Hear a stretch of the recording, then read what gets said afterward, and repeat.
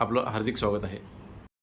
रामभाऊ ज्यावेळी मस्जिद तोडल्यामुळं त्यावेळी तुम्ही कारसेवक म्हणून होते त्याची, तर त्यावेळीचे तुमचे अनुभव कसे आहेत? 500 वर्षापूर्वी बाबराने आपलं रामलल्लाचं मंदिर तोडलं. अयोध्यामध्ये रामाचा जन्म झाला आणि ते मंदिर त्यांनी तोडलं आणि तिथे मस्जिद बांधली. त्याच्यासाठी आमचे श्रद्धेय अडवाणी साहेब यांनी आंदोलन केलं. त्या आंदोलनामध्ये मी सहभागी होतो 1990 साली. त्यानंतर 1992 साली कारसेवक म्हणून सगळ्यांना बोलवलं.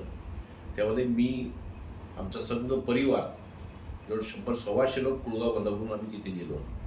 माझ्याबरोबर प्राध्यापक वसंतराव नामजोशी, ॲडव्होकेट विजय पाटील, तिसरे केमकर काका, आता नाही आहेत आपल्या कैलासवासी, केमकर काकाही बरोबर होते. आम्ही गेलो त्यावेळेस जिथे उतरलो आणि मी भाग्यवान आहे, मला श्रीरामाचा आशीर्वाद आहे. तिथे गेलो, त्या बाजूच्या रूममध्ये कारसेवकाची हत्या झाली होती. आम्ही गेलो तिथून चालत आम्ही जिथे आमची व्यवस्था केली होती तिथे पोचल्यानंतर असं लक्षात आलं, आम्हाला रात्री संघाने पहाटे 5 वाजता संघाचा कॉल आला की तुम्ही ताबडतोब हनुमान गडीला या. आम्ही संचलन करत तिथे गेलो. तिथे सकाळपासून भाषणं चालू होती. लालकृष्ण अडवाणींचं झालं, उमा भारतीचं झालं, नंतर साध्वी ऋतुंबरांचं पण भाषण झालं. आणि त्यावेळेस उमा भारती घोषणा देत होती, एक धक्का और दो, ढाचा तोड दो. आणि मला असं वाटतं की 11:16 असं लक्षात आलं की तो ढाचा पाडल्याबरोबर आम्हाला इतका आनंद झाला. आमच्या समोरच आम्ही होतो, त्याच्यामध्ये सहभागी झालो होतो. त्यानंतर आदेश आला की आपण तिथे 8x8चं रामाचं छोटं मंदिर, टेम्पररी मंदिर बांधूया. आणि इतक्यात बातमी अशी आली की सरकार बरखास्त केलं. कल्याणची सरकार आता अस्तित्वात राहिलेलं नाही. रात्रीच आम्हाला लक्षात आलं की आणि घोषणा झाली की आता सरकार आपलं राहिलेलं नाही, आता आपण आपली व्यवस्था करून परत जावं, असे आदेश आम्हाला संघाकडून आले. त्यावेळेस ज्यावेळेस आदल्या दिवशी संचलन झालं त्यावेळेस अशी बातमी BBC ला आली होती. मार्क टोलीने बातमी दिली होती की कारसेवक उपाशी आहेत, कारसेवकांकडे खायची व्यवस्था नाही. पण कल्याण सिंग मुख्यमंत्र्यांनी तिथे अशी व्यवस्था केली होती की तिथे बटाट्याच्या ट्रक उतरत होत्या आणि जेवण वगैरे आम्हाला गरम मिळत होतं, खायला तिथे होतं, तसं काही गैरसोय नव्हती. पण हे बघितल्यानंतर आम्हाला संताप झाला कारसेवकांना. आणि कारसेवकांनी त्याचं उत्तर दिलं, खाली पाडलं. आणि साधारण बिस्किटचे पॅकेट तिथे पडले होते आणि आपल्या संस्कृतीप्रमाणे अन्न फुकट जाऊ नये, पॅकेट पडले होते, ते उचलले आणि बाजूला ठेवले.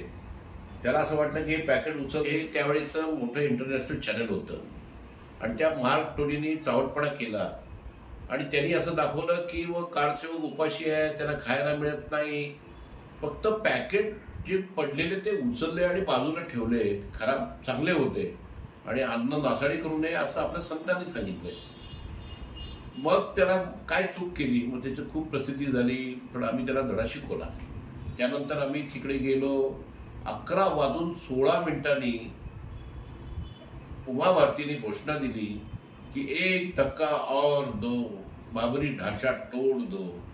आणि खरंच 11:16 तो ढाचा पडला आणि आम्हाला इतका अत्यानंद झाला, आम्ही इतके आनंदित झालो की 500 वर्षाचा जो कलंक होता हिंदू धर्मावरचा, सनातन हिंदू धर्मावरचा तो कलंक, आज त्याचं निशाणी ती पुसली गेली. आणि मला खूप आनंद झाला. आम्ही हर्षोद झालो, नाचायला लागलो. मग आम्हाला आदेश आला की आपलं छोटं तरी मंदिर झालं पाहिजे. आम्ही घेराव केला त्या सगळ्या परिसराला बऱ्याच कारसेवकांनी आणि मंदिर बांधायला सुरुवात केली. इकडे आदेश दिला की आपलं सरकार कसं आता पडलेलं आहे, आता काय राहिलेलं नाही, बरखास्त केलेलं आहे. आणि संघाने आदेश दिला, मग सांगितलं की आता तुम्ही तुमच्या याच्या व्यवस्थेने जावं. पण तुम्हाला सांगायला आनंद वाटतं की ज्यावेळेस आम्ही तिथून निघालो, ते मंदिर टेम्पररी बांधलं, आम्ही रस्त्यामध्ये ट्रक आडव्या लावल्या, पंक्चर केल्या, टायरमधून धूर काढले आणि मिलिटरी येऊ नये अशी व्यवस्था केली. मिलिटरी तिकडे यायला लागली पण येऊ नये म्हणून तशी व्यवस्था केली. पण आम्ही ते मंदिर छोटंसं बांधलं त्यावेळेस आणि बाहेर पडलो. बाहेर पडल्यानंतर त्यांनी आदेश दिला की आता तुम्ही व्यवस्था करायची. आम्ही चालत चालत गेलो आणि त्यावेळेस लक्षात आलं की खूप तिकडे दंगली सुरू झालेल्या होत्या. पण आम्ही कसं तरी आलो. आमच्या पाठीशी प्रभू रामचंद्राचा आशीर्वाद होता. आम्ही ट्रेनवरती आलो, पुष्पक गाडीमध्ये चढलो. खूप गर्दी, चेंगराचेंगरी झाली. वर आम्हाला खाली बसायला सीट नाही मिळाली, वरच्या सीटवरती बसलो आणि तसंच मुंबईला परत आलो. आणि आज आपले पंतप्रधान मोदी यांच्या प्रयत्नातून आपल्या सुप्रीम कोर्टात निर्णय आपल्या बाजूला लागला. आपल्या ट्रस्टीनी जे मंदिर उभा केलं आणि ते बघितल्यानंतर मी 15 दिवसापूर्वी अयोध्येला जाऊन आलो आणि ते बघितलं की मंदिरचं उभारणी झाली आणि अयोध्येचं कायापालट झालेलं आहे. आणि खऱ्या अर्थानं आता अयोध्येत जसं रामराज्य सुरू झालेलं आहे, तिथले रस्ते चांगले झालेले आहेत, तिथे पाण्याची व्यवस्था केलेली आहे, तिथे शाळांची व्यवस्था केलेली आहे, तिथे चांगले हॉटेल्स झालेले आहेत, तिथे चांगलं हॉस्पिटल्स बांधलेले आहेत. आणि खऱ्या अर्थानं अयोध्यामध्ये राम आपला लल्ला तिथे आपला विराजमान झाला हे बघितल्यानंतर मला खूप आनंद झाला. रामभाऊ, तुम्ही मस्जिद तोडली त्यावेळी कारसेवक म्हणून होते आणि मंदिर बांधलंय, याबद्दल तुम्हाला काय वाटतं? म्हणजे त्यावेळी तोडलेलं आणि आज नवीन मंदिर उभारलं, तर याबद्दल तुमचं मत सांगा. मी ते मंदिर बघितलं आणि असं वाटलं की आयुष्याचं पारणं फिरलं, की काहीतरी आपल्याला आयुष्यात करायला मिळालं, बघायला. पाहूया काही पूर्वीची क्षणचित्रे. ही आहेत पूर्वीची क्षणचित्रे. त्यानंतर आता आपण पाहूया ताजी क्षणचित्रे. राम मंदिर तोडला आणि आता बांधला, ह्या दोन्ही गोष्टी तुमच्या समक्ष घडल्या आहेत का? तुम्ही कारसेवक म्हणून ज्यावेळी तोडला त्यावेळी तुम्ही कारसेवक म्हणून होते आणि आज मंदिर बांधलंय, तर याबद्दल तुम्हाला काय वाटतंय? 500 वर्षापूर्वी बाबरांनी आपल्या सनातनी हिंदू धर्मावरती जो आघात केला होता आणि आपले मंदिर तोडून तिथे मशिदी उभारल्या होत्या, असं कुठल्याही धर्मामध्ये लिहिलेलं नाही. कुराण वाचलेलं आहे, कुराणातही लिहिलेलं नाही की जिथे दुसऱ्या धर्माच्या जागेवरती आपल्या धर्माची वास्तू तयार करायची. ती कुठल्याही धर्माला ते अपेक्षित नाही, परंतु या बाबराने केलं. आम्ही खूप कारसेवा केली, आंदोलनं केली आणि मला असं वाटतं की आता सगळ्यांच्या प्रयत्नामुळे ते आपलं मंदिर उभं राहिलेलं आहे.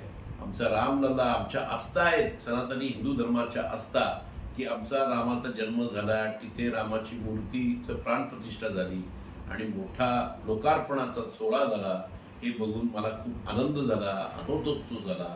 म्हणून परवा जो कार्यक्रम आम्ही केले, साधारण मी 16 ठिकाणी भाषणं केली आणि आनंदोत्सव साजरा केला.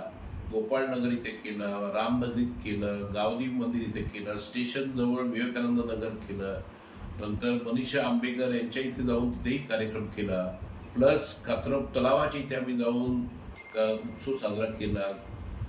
गावदेवीच्या इथे पण प्रचंड मोठ्या संख्येनं केलेलं आहे. वामन म्हात्रेंच्या इथे जाऊन मी स्वतः आलो कार्यक्रमामध्ये, प्लस आमदारांनी आपले जो कार्यक्रम उत्सव साजरा केला त्या कार्यक्रमात सहभागी झालो.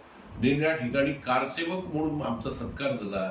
मी खऱ्या अर्थानं आज मला असं वाटतं की आयुष्यात आपण काहीतरी केलं याचं आणि ते सार्थकी लागलं. राम मंदिर होणं हे माझ्या दृष्टिकोनातून आयुष्यातलं एक प्रामाणिक इच्छा होती. एक आपल्या सनातनी हिंदू धर्माचं साधारण आपल्या भारत देशाचं प्रतीक आहे की ज्याच्यामध्ये राम मंदिर उभारल्यानंतर आपल्याला जे कलंक लावलं होतं मोगलांनी, ते कलंक पुसलं गेलं आणि भारत मातेच्या एकात्मिकतेचे प्रतीक म्हणून हे मंदिर उभं राहील.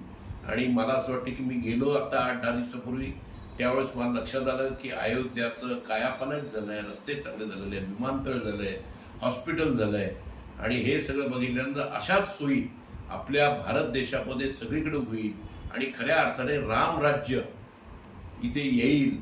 आता आलेलंच आहे आणि रामराज्य येईल आणि सगळ्या धर्मातील आपण जाती भेद विसरून आपण सगळ्यांनी एक होऊन आपला हिंदू धर्म 140 कोटी जनतेमधून साधारण 120 कोटी आपली संख्या आहे. जगामध्ये सगळ्यात मोठा धर्म आहे तर त्या धर्माने काही असं सांगितलं नाही की दुसऱ्याच्या जातीचा द्वेष करावा, दुसऱ्या धर्माचा द्वेष करावा. आपला धर्म सहिष्णू आहे, सगळ्यांना एकत्र घेऊन चालणारा आहे. त्यामुळे हे आपलं रामाचं मंदिर सगळ्यांना आदर्श ठेवून आपल्यासमोर राम जसं एक सच्चा भाऊ होता, सच्चा पुत्र होता, आईवडिलांचा ऐकणारा होता आणि पत्नीवरती प्रेम करणारा होता. जंगलात गेला तर त्यांनी आपल्या आदिवासी बांधवांची प्रेम केलं, त्यांना एकत्र आणलं, सगळ्यांशी सारखा वागला आणि वेळ आली राज्यसुद्धा बाजूला ठेवलं आणि वडिलांचं ऐकलं, आईचं ऐकलं आणि वनवासात गेला आणि देव पण आलं. मला असं वाटतं की एक आदर्श त्याचा डोळ्यासमोर ठेवून आपण काम केलं पाहिजे, हेच महत्त्वाचं आहे. रामभाऊ, उल्हासभाऊशी तुम्ही बातचीत केल्याबद्दल धन्यवाद.